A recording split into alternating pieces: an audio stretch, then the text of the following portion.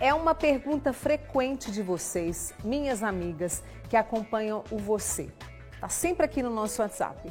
Afinal, Mônica, a reposição hormonal pode causar o câncer? É uma dúvida que gera angústia. E aí, para nos explicar se faz sentido, se não faz sentido, eu convidei o mastologista e cirurgião oncológico, Dr. Juliano Rodrigues da Cunha, que está aqui. Juliano, mais uma vez, obrigada, prazer te receber, viu? Que agradeço a oportunidade de estar aqui mais uma vez para falar de um tema que é tão importante e gera tanta polêmica e tanto medo, né? Então, e aí para acabar com a angústia dessas minhas amigas, causa câncer ou não? O que faz sentido quando vem essa dúvida? O que a gente precisa entender? Eu vou voltar um pouquinho nessa história. Por cerca de 20 anos, as mulheres passaram toda essa fase pensando que eu não posso repor hormônios, mesmo que eu entre na menopausa, porque isso aumenta o meu risco de câncer.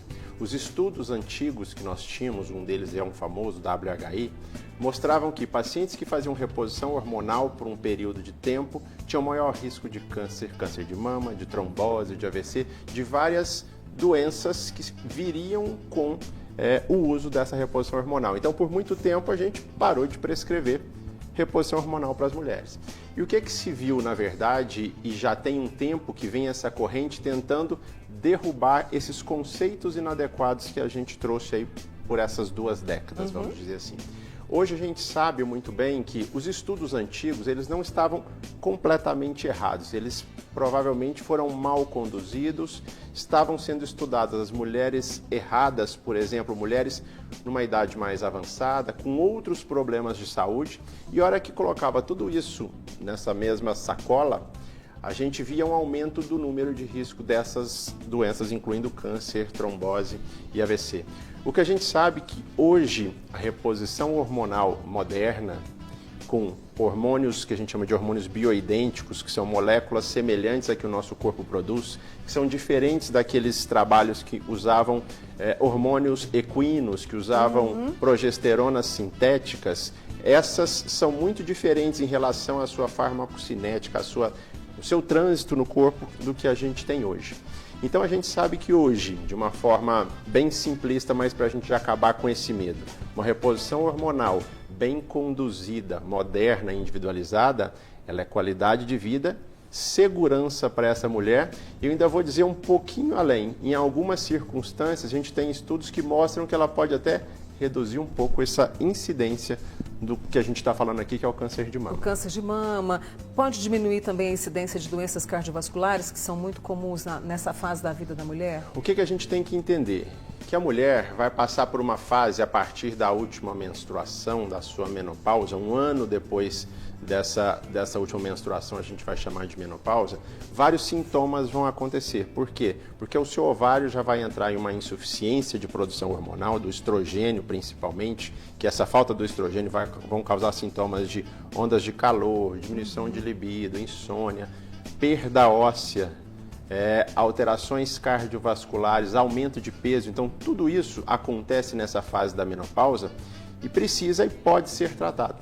E a gente sabe que a reposição de uma forma adequada desses hormônios, seja o estrogênio, seja a progesterona e até a testosterona, porque não em casos individualizados e bastante personalizados, a gente tem aí um ganho de qualidade de vida. E a gente está falando não é só redução da onda de calor, melhora da libido. A gente está falando em proteção cardiovascular, em proteção óssea também. Então, é importante entender que reposição hormonal e câncer, a gente precisa tirar esse mito e entender quem é aquela mulher que está na nossa frente e, na grande maioria das vezes, são muito mais benefícios que a gente vai entregar para ela do que aí câncer ou qualquer outra doença.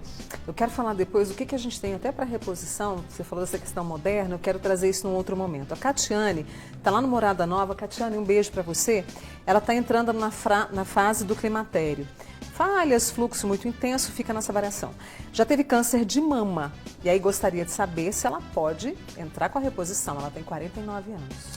Essa é uma das questões que ainda incomodam a nós, mastologistas, oncologistas. Por quê? De uma forma simplista também, eu preciso falar para ela que, num primeiro momento, ela não pode repor hormônio da forma tradicional, oral ou transdérmica. Mas em situações onde, após uma análise bastante centrada nela, a gente consegue usar, por exemplo, hormônios tópicos, o estrogênio vaginal, que tem uma melhora relativa em relação à melhora da secura vaginal, melhora da redução do índice de infecções urinárias, que muitas vezes acontece, tem uma melhora relativa desses sintomas. Por outro lado, a gente começa a entender que talvez essas mulheres, depois de um tempo de tratamento, sem recidiva, um excelente estado geral, mas com esses sintomas que não cessaram com medidas clínicas habituais, talvez de uma forma individualizada, essas mulheres podem, fora de uma prescrição habitual, fazerem uso de uma ou outra reposição hormonal individualizada. Se fosse para falar de uma forma generalista, a palavra é não para ela. Se a gente for aumentando a conversa, ela pode sim repor esse hormônio via vaginal sob orientação. Tá tudo muito ruim, Juliana, eu não consegui melhorar minha qualidade de vida. Aí sim a gente pode pensar em uma outra estratégia, não tão validada por todos os estudos, mas com alguma segurança, para a gente melhorar sim essa qualidade de vida dela. Eu me lembro que desde o ano passado a gente está falando nisso, né? Nesse olhar minucioso, individualizado para cada mulher, porque nenhuma é igual à outra, né? Tratamento oncológico e cuidado em saúde não é receita de bolo. A gente precisa individualizar aquela paciente que está na nossa frente, explicar para ela quais são os riscos de ter determinado tratamento, quais são os benefícios. E a decisão tem que ser sempre o que a gente chama de decisão compartilhada. Rafael, posso fazer mais uma pergunta para o doutor Juliano? Vamos tomar? Posso? Então tá bom. Deixa eu trazer Elaine Tavares. Aí hoje, dia 5 de fevereiro, é o dia da mamografia, né? Sim. Não é isso? Sim. Depois a gente vai falar também. E ela me contou que está sentindo dores na mama esquerda desde quando ela fez a mamografia. Também está na menopausa. Não é constante, mas quando vem a dor, isso a incomoda. Ela falou que só de olhar já dói. Dor mamária é uma das coisas mais frequentes no consultório do mastologista. Né? Hoje é dia do mastologista também, tá? Hoje o dia da mamografia e o dia do mastologista. Parabéns para você. Obrigado. E a gente sabe que a dor mamária, na grande maioria das vezes, ela não tem relação com o diagnóstico de câncer. A mama dói por vários outros motivos. A menopausa, alterações, desequilíbrios hormonais, tipo de atividade que aquela mulher executa durante o dia, mama muito grande, sutiã inadequado, postura viciosa. Então tem um punhado de coisa que pode estar relacionada àquela dor mamária. O que eu posso orientar para ela é: a mama está doendo? Está com a sua mamografia em dia? Passou numa consulta com o mastologista? Faz o autocuidado, a avaliação da mama periódica para ver se essa mama está diferente do que habitualmente era? Muito bem, são os conselhos e orientações do Dr. Juliano Rodrigues da Cunha, que é mastologista, cirurgião oncológico, com a gente aqui hoje. Já já vou trazer as outras dúvidas das minhas amigas nessa conversa necessária e é informação de qualidade para você. Não sai daí, tá? Hoje nós estamos falando sobre o seguinte: reposição hormonal pode causar o câncer de mama? É uma dúvida frequente sua. Aí eu convidei o Juliano Rodrigues da Cunha, que é mastologista e cirurgião oncológico. Juliano, vou ter que fazer uma pausa nas minhas perguntas para trazer minhas amigas, tá? Vamos lá. Lá de Santa Vitória tem a Edna. Ela falou que tem mamas densas e nódulos em ambas, né? Faz o acompanhamento, ultrassom, mamografia, menopausada há 7 anos e tem vários sintomas como a insônia. Ela pode fazer reposição hormonal porque ela tem nódulos benignos nas mamas e na tireoide. O que é fundamental antes de se iniciar uma reposição hormonal? Fazer uma avaliação completa, né, e uma avaliação das mamas. Se essa paciente tiver algum nódulo, a gente precisa muitas vezes até fazer uma biópsia desse nódulozinho para ver qual é a característica dele. E é importante frisar que o nódulo não se transforma. O nódulo mamário benigno não vai se tornar maligno ao longo da vida. Então, a partir desse momento que a gente avaliou essa mulher, ela não tem fatores de risco e ela se inclui naquelas que a maioria delas vai se incluir, que é aquelas que vão ter benefício da reposição hormonal, ela está liberada para fazer essa reposição hormonal. A gente hoje vê como uma janela de oportunidade. Essa reposição hormonal, de uma forma mais inteligente, deve ser feita até 10 anos da menopausa, ou de preferência também até os 60 anos de idade. A gente sabe que é esse o período que a gente estaria melhorando a qualidade de vida e repondo esses hormônios para colocar essa mulher nesses níveis hormonais mais fisiológicos. Alice do Bairro Brasil, é indicado a quem fez cirurgia de remoção de meningioma fazer reposição hormonal? Eu acho que precisa analisar quais são os sintomas que ela tem e qual é essa história desse meningioma dela. Hoje em dia, muitas vezes, histórias de doenças neurológicas ou de passados de trombose, nós mudamos a forma de administrar os hormônios. Antigamente, o estrogênio era administrado principalmente por via oral e era isso que aumentava o risco principalmente de trombose. Então, hoje, a administração desses medicamentos é por via geralmente transdérmica. Então, isso evita a passagem no fígado e diminui esse risco de trombose. Então, são medicamentos hoje mais seguros. A Sônia Gomes tem 60 anos, em 2010 retirou o útero e os 2 ovários. E aí, na biópsia do útero, deu carcinoma. A reposição hormonal poderia ajudá-la na libido? É uma questão que precisa ser vista com bastante cuidado. Primeiro, esse carcinoma do útero, se for um carcinoma do colo do útero, a gente pode sim fazer reposição hormonal. Mulheres que tiveram tumores do colo do útero, câncer de colo de útero, podem fazer reposição hormonal sem nenhum problema, de acordo com a necessidade de cada uma.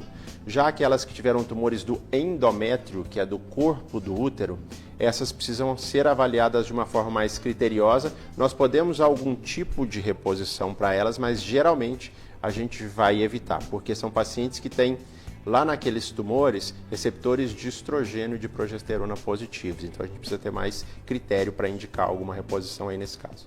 Você falou de janela de oportunidade justamente para trazer qualidade de vida para essa mulher. A Carminha vai completar 70 anos agora em abril e não pode fazer uso contínuo de hormônios. Então ela usa isoflavona de manhã e também usa um creme vaginal.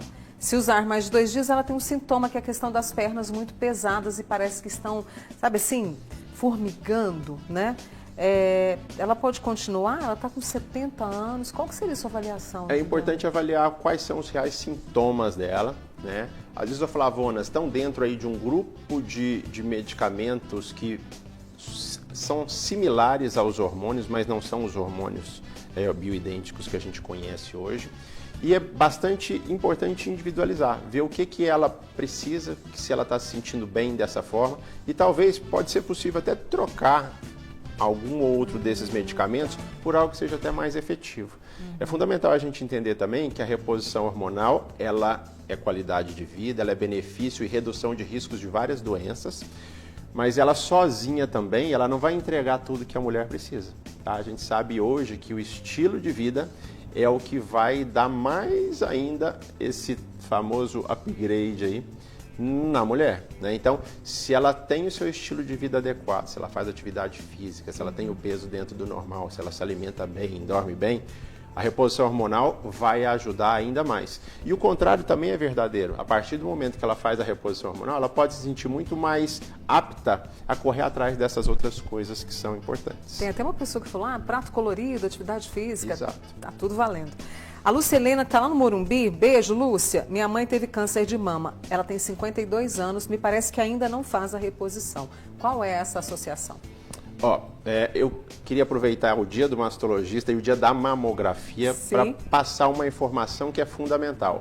O principal método de rastreamento e de diagnóstico precoce do câncer de mama, ainda hoje, 2026, é a mamografia. A mamografia é o único exame capaz de detectar lesões microscópicas com efetividade e com evidência científica que a gente precisa. A gente precisa de segurança, tá?